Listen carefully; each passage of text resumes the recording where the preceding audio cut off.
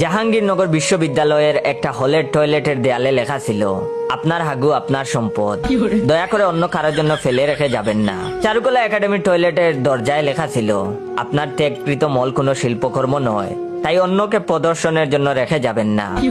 90-এর দশকের নটরডেম কলেজে একটা টয়লেটের দেয়ালে লেখা ছিল, ওহে মহাজ্ঞানী মুতিয়া লইয় পানি। সিলেটের একটা স্কুলের টয়লেটের দেয়ালে কমেডে ঠিক উপরে লেখা ছিল, তুই যেও কুটিপতির ফুয়া হস না কেনে, আমার সামনে আইলে তোর পায়জামার ফিতা খুলাও লাগবো, তোরে লেমটাও লাগবে। ঢাকায় একটা সরকারি অফিসের টয়লেটের ওয়ালে লেখা ছিল, বুগে নয় থেকেই শান্তি। পুরান ঢাকার এক টয়লেটের ওয়ালে লেখা ছিল, কুকুর দাঁড়িয়ে টয়লেট করে।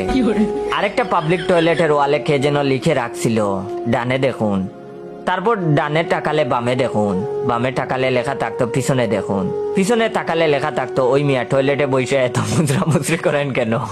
ভয়েস ওভার দেওয়ার সময় হাসি আসার জন্য দুঃখিত। অনেকে কমেন্ট করেন যে আপনার ভয়েস ওভার দিতে কি হাসি আসে না? অবশ্যই আসে, তবে আমি ওইগুলা কেটে দেই। তো পিছনে তাকালে লেখা থাকতো ওই মিয়া টয়লেটে বসে এত মুচড়ামুচড়ি করেন কেন।